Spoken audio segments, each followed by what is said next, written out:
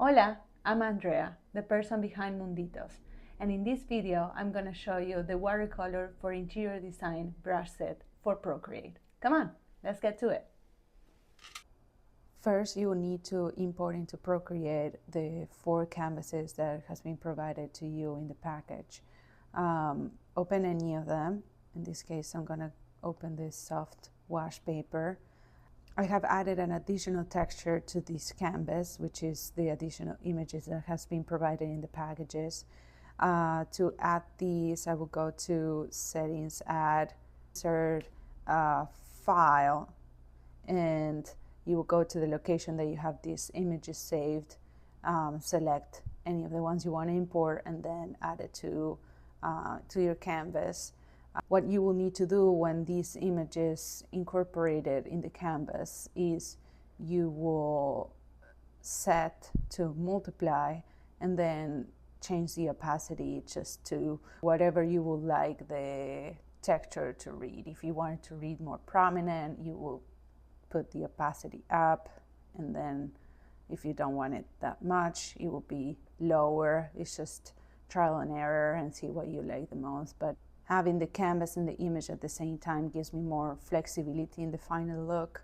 Once the final illustration is done, I just play with either the image or the canvas that has multiple textures, and you will see that either of the provided canvases has different textures or layers that you can just turn on and off and acquire different looks in the same illustration.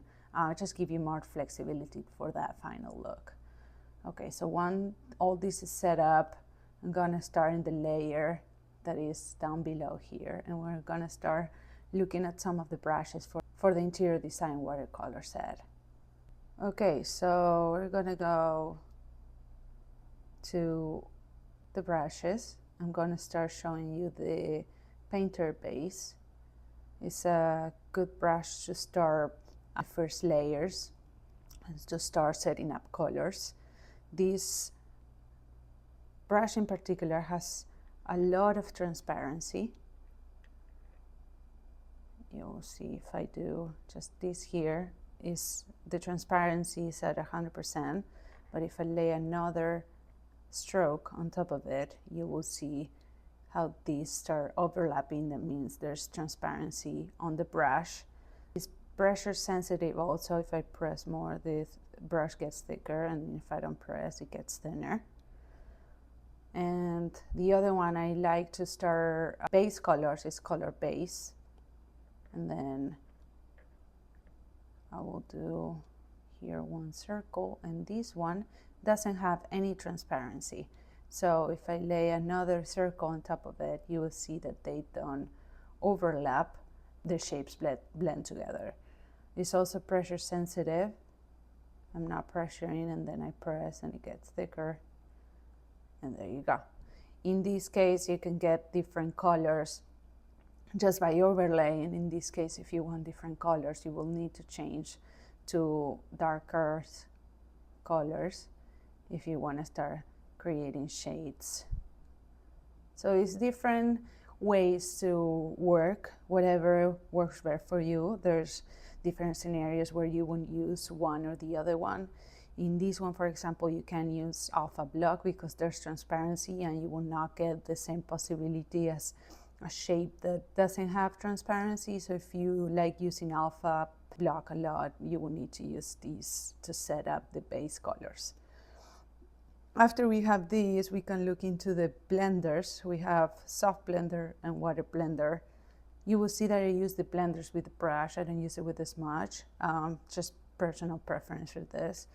And then if I zoom in on these, we can start blending these sides. Just like going like as if we're stroking, no sudden movements, just go as if you're using an actual pencil. And then we can use it also to blend the sides of this. And if you want these to look more as a drop of water that just went away, you can always pull outwards. and that will happen. Then we have the other blender, that is a water blender. This one is a little more crazy, so tread lightly with it.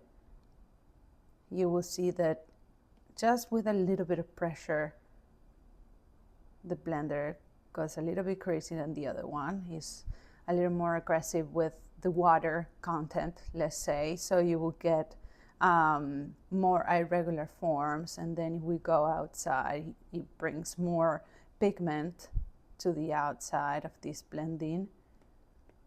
It just gives nice effects, but I will use the soft blender more because it gives me a little more control of what I'm blending, and then for touches I will just use the water blender. Now we're going to continue with the watery wash and the super watery wash. I use these two the most. It's the brushes that look more like watercolor to me, and I like the effect and fine look that gives to my illustrations. They're also pressure sensitive, so you will see I'm going to start doing a stroke. You see it starts diluting at the end of it. If I'm doing a form, it will start also diluting by the end, and it gets lighter and lighter and lighter. And then the thing with this is that if you have pigment and you start going around, it just blends the same pigment on the same stroke. If I'm overlaying, since it has transparency, it changes the color of the overall stroke, and then you can keep blending on top of it. It's great for creating shades, as if we're literally painting layers on watercolor. It's very forgiving. It doesn't have hard edges, so it's really easy to blend. And then the super watery wash is extremely transparent, and it doesn't have a lot of pigment. So if you want pigment, you will need to paint a lot of layers on top of it, but it's very forgiving and it has like a great overall look. Super transparent, but super flowy.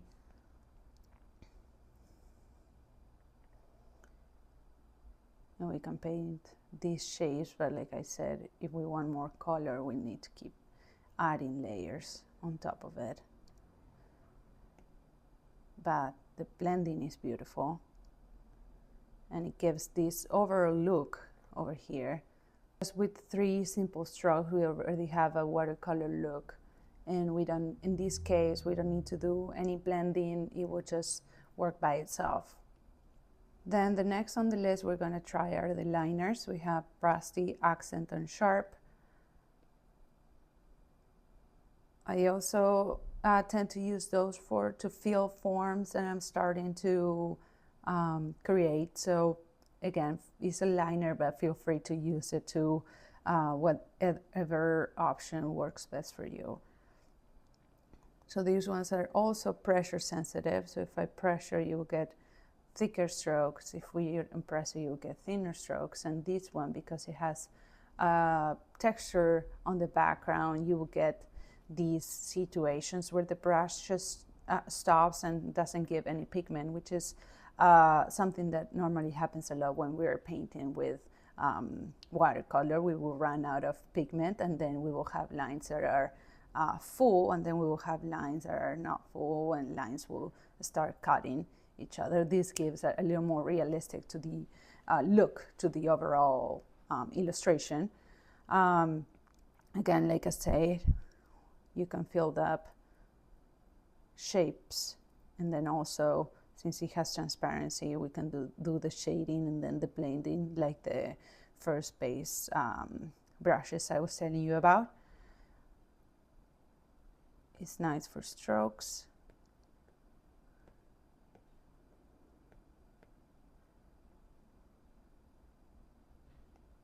And the transparency is a great asset.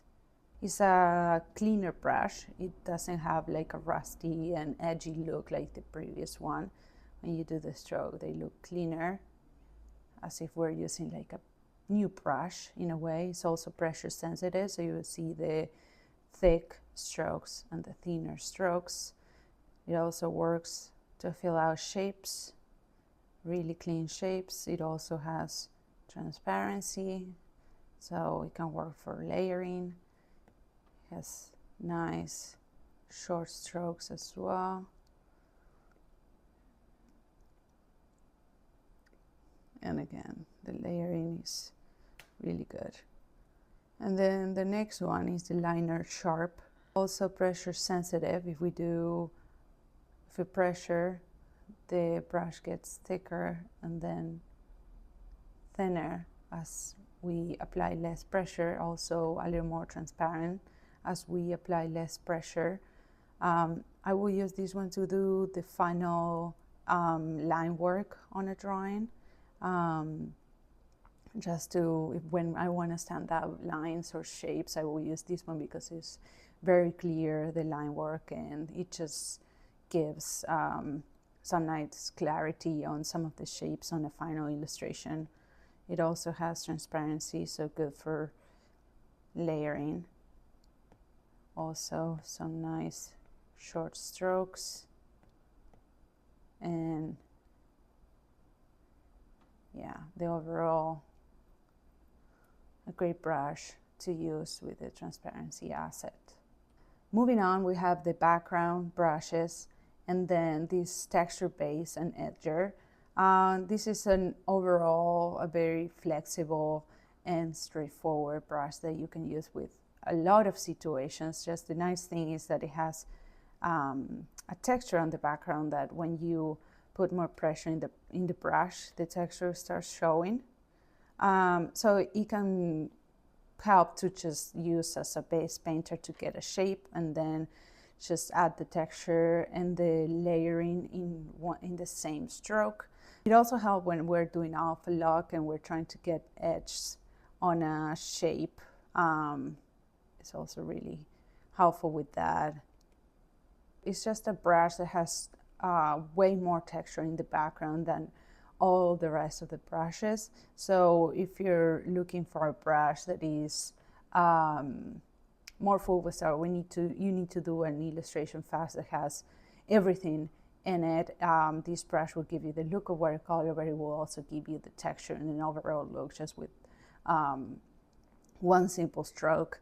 And it doesn't need a lot of blending, as you saw in this shape here. So it's a overall brush. It will solve a lot of situations. And then moving into the background, we have the light background. These background brushes are good to fill out the white space on the at the end of an illustration. So let's just say like walls, ceilings that just have, we don't want to put a base color, we just want to have some texture and some slight touches here and there. These brushes are great for that. This is the light brush. You see it's very subtle. It has transparency, so we can do overlays on top of it, and it just fills up the page with just a few strokes, and it already gives some texture. It gives highlights and shadows. Then moving on to the messy background, compared to the light background, the messy background has more pigment to it. So when we paint and we put more pressure in it, it would just throw more pigment that when we're not applying a lot of pressure to the brush, we can't blend the pigment with the same brush. And then we can go to apply more pressure, and then we get more pigment again. And then we stop applying pressure and we can start blending the edges. This blending is as if we're adding more water to the brush, and we can just blend the edges. Now, this brush has also transparency, so when we move when we start another stroke, it will start layering on top of it, And again, not applying pressure to the brush, we can blend what we're doing on top. And then the last one, we have the bleeding background. I'm gonna make a little bigger. And then this one is also pressure sensitive, more pigment when we press harder and less pigment when we don't press that much. The detail with this brush is that it looks like the bleeding technique on watercolor, which is when we have a wet surface and we put pigment on it, we get these little lines on it that will just show us the pigment is bleeding through the water. So in a big area, this detail will look very good. It will give something a realistic edge to it, and it's also transparent, so we will have the layering on top. After this, we have some stamps. That is just, we use a stamp and then work around it. After we have a background color on it, we can use the stamp with a slightly darker color. And then we use the bleeding stamp just by tapping on the screen, and we get this bleeding mark on top of the drawing that it would just give a nice detail on the overall look and will make it look more realistic. You don't need to use the whole stamp. You can always erase what you don't want and blend the rest, and it just gives like one little corner, a little touch, a little edge that will make the illustration different and more realistic. And we have 3 more of this, and they all work the same. As you see, just a tap and we get a bleeding mark that, again, is just for details to put in little corners. We usually use it at the end in areas that we want to make it stand up. So yeah, like this. And then we have the bloom that is also a stamp by itself, a little smudge in an area to make it pop, but it also works by itself. So if you want to add some texture in a corner or just make a corner stand up, you can use it also as a regular brush, not only a stamp.